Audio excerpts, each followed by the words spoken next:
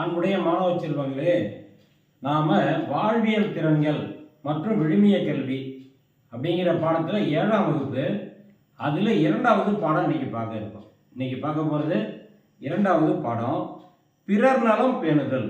தலைப்பு என்ன? பிறர் நலம் பேணுதல். அடுத்தவங்களுடைய நலத்தை நாம் பாதுகாக்கணும்ப்பா அப்படிங்கிற செய்தியை வலியுறுத்துறதுக்காக இது ஒரு பாடம் ஒன்று வச்சுருக்காங்க. நாம் ஒரு பாட்டு ஒன்று முதல்ல பார்ப்போங்க. பயனெதுவும் கருதாமல் பண்புள்ளோர் உதவி செய்தால் நயமுணர்வாய் அதன் நன்மை ஆழி ஆழி. பயனெதுவும் கருதாமல் பண்புள்ளோர் உதவி செய்தால் நயமுணர்வாய் அதன் நன்மை ஆழி ஆழி. செயலாலே நன்றி காட்டி செய்தவரின் புகழினையே செல்லுமிடம் செப்ப வேண்டும் தோழி தோழி. செயலாலே நன்றி காட்டி செய்தவரின் புகழினையே செல்லுமிடம் செப்ப வேண்டும் தோழி தோழி அப்படிங்கிற செய்தியோடு இந்த பாடத்தை பார்ப்போங்க. உயிர்களிடத்தில் அன்பு வேண்டும், உயிர்களிடத்தில் அன்பு வேண்டும், தெய்வம் உண்மைதான் என்று உணர்த்தல் வேண்டும். பாரதியினுடைய பாட்டில் ஒரு வரியாக கொடுத்துருக்காங்க. இதிலிருந்து நாம் பார்க்க போகிறோம். பிறர் மீது அக்கறை கொள்ளணும். பிறர் மீது நாம் அக்கறை கொள்ள வேண்டும் என்பது மற்றவர்களின் உணர்வுகளையும் தேவைகளையும் மதித்து அவர்களுக்கு உதவி செய்யவும் ஆதரவு கொடுக்க முன் வருவதாகும். நம்ம எப்போதுமே அடுத்தவங்களுக்கு உதவி செய்யறதுன்னா என்னப்பா, முதல்ல அவங்கள மதிக்க தெரியணும். அவங்களுக்கு ஒரு உதவினா ஓடி போய் செய்ய தெரியணும். அவர்கள் உணர்வுக்கு நம்ம மதிப்பு கொடுக்க தெரியணும். இந்த செய்தியை சொல்கிறாங்க. இது மனிதர்களுடைய அன்பையும் நல்லிணக்கத்தையும் வளர்க்கும். இந்த மாதிரி ஒரு குணம் இருந்ததுன்னா ஒருத்தவங்க அன்பு பெருகும் இல்லையா? அன்பு பெருகின்ற போது சண்டை சச்சரவு இல்லாமல் மகிழ்ச்சியாக வாழ முடியுங்கிற செய்தியை இங்கே வலியுறுத்துகிறாங்க. ஆரோக்கியமான சமூகத்தை உருவாக்க இது உதவும். ஒரு நல்ல சமுதாயம்னா என்ன? ஒருவருக்கு ஒருவர் அன்பு காட்டி அரவணைச்சு அவருக்கு நாம் உதவி செய்து நமக்கு அவர் உதவி செய்து பேரன்போடு வாழ்கின்ற பொழுது பெருமகிழ்ச்சி அங்கே நிலவுங்கிற செய்தி இந்த பாடம் நமக்கு வலியுறுத்துது. பிறர் மீது அக்கறை காட்டுவது தான் அடிப்படை மனித பண்பு. மனித பண்புன்னா என்னப்பா? மனிதன்னு சொல்கிறோம் 6வது அறிவுங்கிறப்பல 6வது அறிவுன்னா என்னங்க? மனம் தான் 6வது அறிவு. அந்த மனம் என்பது உயர்ந்த சிந்தனை விட்டதாக இருக்கணும்.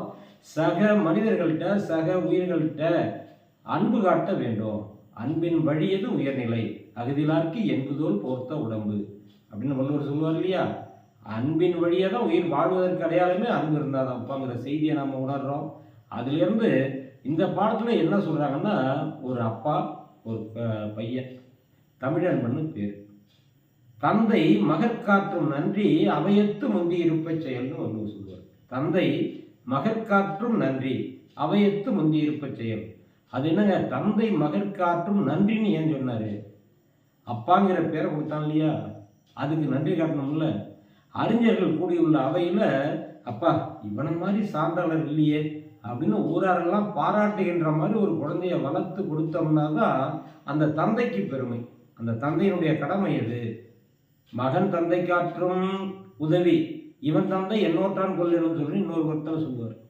மகன் தந்தை காற்றும் உதவி என்ன தெரியுமா? அப்பா இவனை பெறுவதற்கு அவங்க அப்பா எத்தனை தவம் செய்தாரோன்னு பிறரெல்லாம் பாராட்டுறது மாதிரி அவன் நடந்துக்கணும். அப்படி நடந்துக்கிறான் இந்த தமிழ் அன்பன். அதை பற்றி ஒரு செய்தியை நம்ம இன்றைக்கி பார்க்குறோங்க. என்னென்னா, அன்னைக்கு விடுமுறை நாள். தமிழ் அன்பனுக்கு வெளியில் சென்று விளையாட ஆசையாக இருந்தது. அப்பாவிடம் அனுமதி பெற்றான். இன்றைக்கி உள்ள சூழ்நிலையில் குழந்தைகள்லாம் அப்பா அம்மாட்ட அனுமதி வாங்கிட்டு தான் வெளியில் போகணும். அந்த பழக்கம் இன்றைக்கி அவசியம் வேணும். குழந்தைகளாகி நீங்கள் வெளியில் போகிறோம்னா எங்கே போகிறோம், எதற்காக போகிறோம் சொல்லிவிட்டு தான் போகணும், அனுமதி வாங்கிட்டு தான் போகணும். தமிழ் அன்பனுக்கு அவனுடைய அப்பாவை ரொம்ப பிடிக்கும், மிகவும் பிடிக்கும். இந்த உலகத்திலேயே தன் தந்தையை போல் யாரும் இல்லை என்று உள்ளுக்குள் மகிழ்வான். அவங்க அப்பாவை அவனுக்கு ரொம்ப பிடிக்கும். ஏன் தெரியுமா? எந்த அப்பா தன்னுடைய புள்ள மேலே அளவு கடந்து அன்பு காட்டி அவனுடைய உயர்வுக்காக பார்த்து பார்த்து ஒரு சிற்பி ஒரு சிலையை செதுக்குவதை காட்டிலும் தன் குழந்தையினுடைய நலத்தை செதுக்குகிறார்களோ அவர்களே அந்த புள்ள உணர்வால் ஒன்றுபட்டு நிற்பான். அதனால் அவனுக்கு அது பிடிக்கும். அவன் செய்யும் செயல்களில் உள்ள நன்மைகளை எடுத்து போய் வியப்பூட்டும் பரிசுகள் வழங்குவார். அப்பாவுக்கு என்ன வேலை தெரியுமா?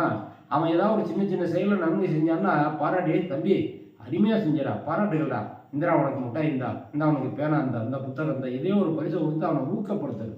ஒரு பெற்றோருடைய செயலில் இதெல்லாம் அவசியமானது. அது மாதிரி அவங்க அப்பா ஊக்கப்படுத்துறாரு, மனசு பாராட்டுறாரு. இன்னைக்கு நாட்டில் பாராட்டுக்கு இயங்காத மனமே இல்லை. யார் ஒருத்தவங்க சின்னதாக ஒரு நன்மை செஞ்சால் கூட அதை பாராட்டுகின்ற பொழுது தான் மேலும் மேலும் அவர்கள் செய்வாங்கங்கிற உணர்வு அவங்களுக்கு வரும். அது மாதிரி இவர் என்ன செய்கிறாருன்னா, அவனை அடிக்கடி பாராட்டுகின்றார். இந்த குணம் வந்து ஒரு நல்ல மனிதனாக அவனை வளர்த்தெடுக்க உதவுது.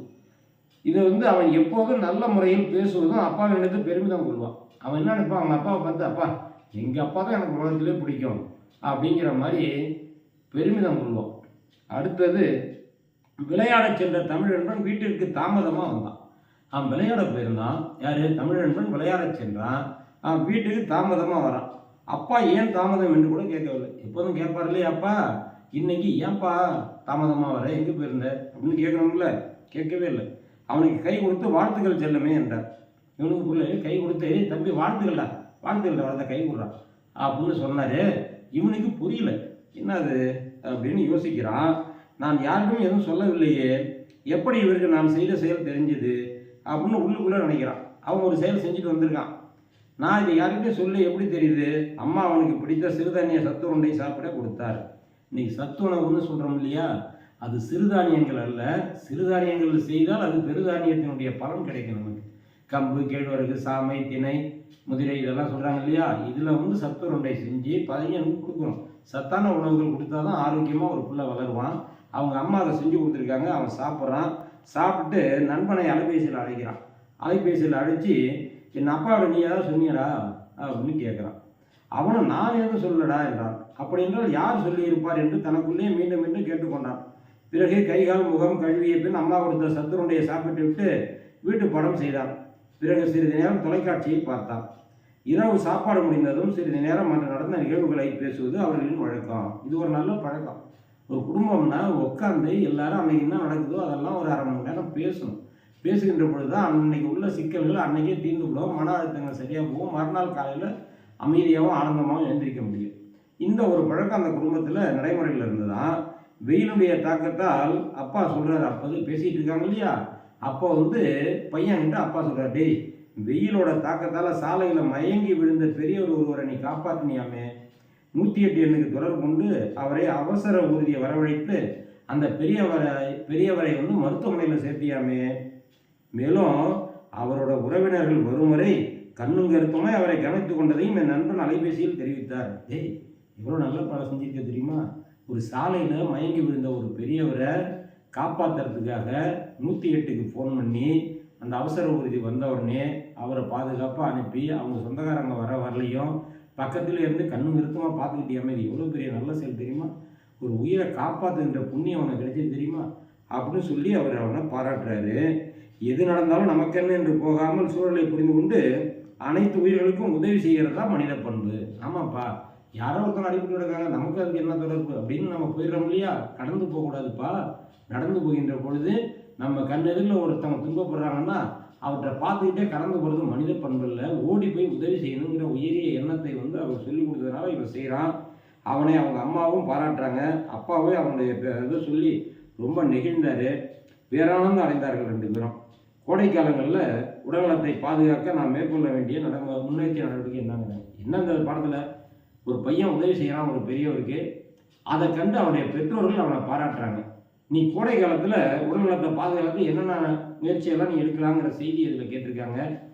அன்றாட வாழ்வில் உங்கள் கருணையை என்னென்ன வழிகளில் வெளிப்படுத்துவீங்க, நீ கருணை இருக்கு இல்லையா, நம்ம கருணை இருக்குது அன்பு இருக்குன்னு சொல்கிறோம்ல, அதை வெளிப்படுத்துறதுக்கு எப்படிலாம் நீ வெளிப்படுத்தலாம், ஒரு வாய்ப்பு இருக்கா அப்படின்னு சொல்லி ஒரு கேள்வி கேட்குறாங்க. உங்கள் பள்ளிக்கு அருகில் அதிக அளவில் குப்பைகள் தேங்கி இருக்கு. நீங்கள் நாட்டில் அதிகமாக எங்கே பார்த்தாலும் தேங்கி கிடக்குது இல்லையா, சாலைகளில், போகிற வழியில், குளத்தங்கரையில் எங்கே பார்த்தாலும் தேங்கி கிடக்கு. அதனால் சுகாதார கேடும் அபாயம் இருக்குது. நீ என்ன செய்வ, அதுக்கெல்லாம் பார்த்தா என்ன செய்யலாம் யோசிச்சு பாருங்கள். உங்கள் வீட்டில் தண்ணீர் வீணாகிறது, உங்கள் பெற்றோர்கள் அதை கண்டுகொள்ளவே இல்லை, நீ பார்த்தோன்னா என்னப்பா செய்வ யோசி. நீங்கள் ஒரு பூங்காவுக்கு போகிறீங்க, அந்த பூங்காவில் சில பேர் வந்து மரக்கிளையை ஒடிச்சு விளையாடுறான், அதை பார்த்துட்டு நீ என்ன செய்வ, அவனுக்கு என்ன ஆலோசனை சொல்லுவேன். இதெல்லாம் வந்து நீங்கள் வந்து கேள்விக்கு பதில் சொல்லணும். நீங்கள் தயார் பண்ணிட்டு வாங்க. பொதுவாக இந்த பாடத்தில் நமக்கு என்ன உணர்த்தது, மற்றவர்கள் ஏற்படுகின்ற துன்பத்தை நாம் பொறுப்பேற்றுக்கணும். பொறுப்புணர்வு ஒரு மனிதனுக்கு அவசியம் வேணும். பார்த்துட்டு கடந்து போகக்கூடாது, அவருக்கு உதவி செய்யணுங்கிற செய்தியை நம்ம தெரிஞ்சுக்கிறோம். அன்பு காட்டுறது, மனிதனை, இதெல்லாம் வந்து ஒரு மனிதனுக்கு அடிப்படை பண்புகள். இது உள்ள உணர்வுகளாக நமக்கு எழ வேண்டுங்கிற செய்தியை சொல்கிறாங்க. பிற நிலையில் தன்னை வைத்து பார்த்தல், பயனுள்ள தகவல் தொடர்பு, பிரச்சனைக்கு தீர்வு காட்டுறது, முடிவெடுக்கிறது, இதெல்லாம் சின்ன பிள்ளையிலே நம்ம கற்றுக்கணும். முடிவெடுக்க தெரியாதனால தான் பாதி பேர் சிக்கல்களை அனுபவிக்கிறாங்க, அது தெரிஞ்சுக்கணும். இதற்கு வந்து ஒரு குறள் ஒன்று கொடுத்துருக்காங்க. பயன் தூக்கார் செய்த உதவி நயன் தூக்கி நன்மை கடலின் பெரிது. பயன் தூக்கார் செய்த உதவி நயன் தூக்கி நன்மை கடலின் பெரிது அப்படிங்கிற குறள் ஒன்று கொடுத்துருக்காங்க. இந்த குறளோட லாவணி சிந்து தான் நான் முதல்ல பாடணும். இந்த குறள் இருக்கு இல்லையா, இந்த குறளுக்கான லாவணி சிந்து நான் எழுதினது. பயன் எதுவும் கருதாமல் பண்புள்ளோர் உதவி செய்தால் நயமுணர்வாய் அதன் நன்மை ஆழி ஆழி செயலாலே நன்றி காட்டி செய்தவரின் புகழினையே செல்லுமிடம் செப்ப வேண்டும் தோழி தோழி. நன்றி, வணக்கம்.